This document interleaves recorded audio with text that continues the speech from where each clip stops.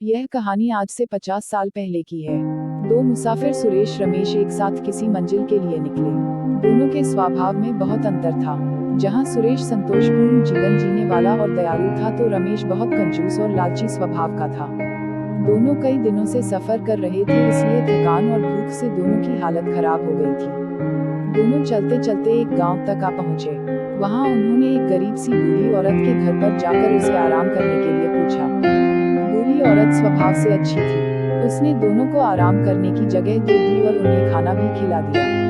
बूढ़ी औरत ने दोनों से काफी बातें की और बातों ही बातों में उसे पता चल गया कि दोनों एक बहुत लंबे सफर के लिए निकले हैं। अगले दिन जब वो दोनों सफर के लिए निकले, तब उस बूढ़ी औरत ने दोनों को सफर में खाने के लिए रोटियां बांध कर दी। बूढ़ी औरत ने सुरेश को 4 रोटियां बांधी और रमेश को 3 रोटियां बांधी। उसने ऐसा इसलिए किया क्योंकि उनके साथ की गई बातों से वह दोनों के स्वभाव को अच्छे से जान चुकी थी। दोनों अपने सफर में आगे बढ़े, तब रमेश ने सुरेश से कहा, देखो, उस बूढ़ी औरत ने मेरे साथ कैसा पक्षपात किया है। उसने तुम्हें 4 रोटियां और मुझे सिर्फ 3 रोटियां दी है। सुरेश ने उसे समझाते हुए कहा, कोई बात नहीं दोस्त, यह 7 रोटियां हम दोनों के लिए काफी है। शायद हम इतनी खा भी नहीं पाएंगे। अगर तुम्हें लगेगा कि तुम्हें और चाहिए, तो हम मेरी चौथी रोटी को आधी बांट कर खा लेंगे। अगले दिन वो एक जंगल के पास तालाब देखकर वहां आराम करने के लिए रुके और वहीं पर उन्होंने अपनी रोटियां खाकर पानी पीकर थोड़ा आराम करने का मन बनाया। उन दोनों ने अपनी रोटियां खानी शुरू ही की थी कि तभी वहां एक और तीसरा मुसाफिर, जिसका नाम कर्ण था, आ गया। कर्ण दोनों से बोला, दोस्तों, मैं बड़े लंबे सफर पर निकला हूँ। यहाँ आसपास कोई घर नहीं है जिससे मैं खाने के लिए मदद मांग सकूं। अगर आप लोग मुझे अपने साथ खाना खाने दे तो मैं उसका मोल जरूर चुका दूंगा। रमेश तो चुप था, लेकिन सुरेश उससे बोला, कोई बात नहीं, आओ तुम भी हमारे साथ खा लो।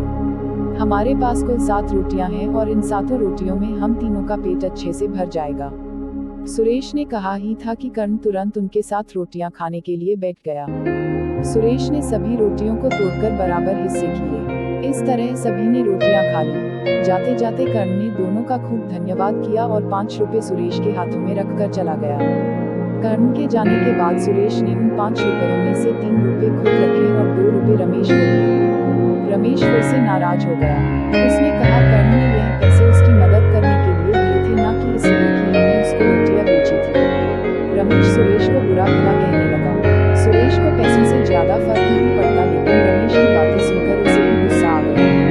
दोनों ने तय किया कि पास वाले गांव में किसी समझदार आदमी से इसका फैसला करवाया जाए। दोनों नजदीक के एक गांव पहुंचे। वहां पर गांव के सबसे समझदार आदमी के बारे में पूछने पर सभी ने वहां के सरपंच का नाम लिया।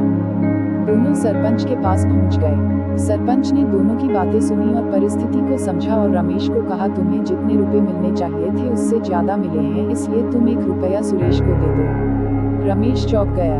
उसने सोचा, कहाँ वो ज्यादा रुपए पाने के सपने देख रहा था और सरपंच ने उसे 1 और रुपया सुरेश को देने के लिए कह दिया। उसने जब ऐसा करने का कारण पूछा तो सरपंच ने समझाते हुए कहा, देखो, सुरेश के पास 4 रोटियां थी और तुम्हारे पास 3 रोटियां थी जिसके टुकड़े किए गए। तुमने अपने 6 टुकड़ों में से खुद ने 5 टुकड़े खाए और बचा हुआ सिर्फ 1 टुकड़ा ही तुमने कर्ण को दिया।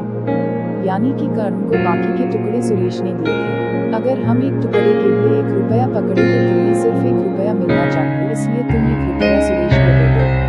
अगर तुम रोटी बेचकर पैसा कमाते तब भी तुम्हें 1 रुपया मिलना चाहिए था, और अगर तुम्हें मदद करके पैसे मिले हैं तब भी तुम्हारी मदद सुरेश की मदद से कम है, इसलिए दोनों ही सूरतों में तुम्हें सिर्फ 1 रुपया ही मिल पाएगा।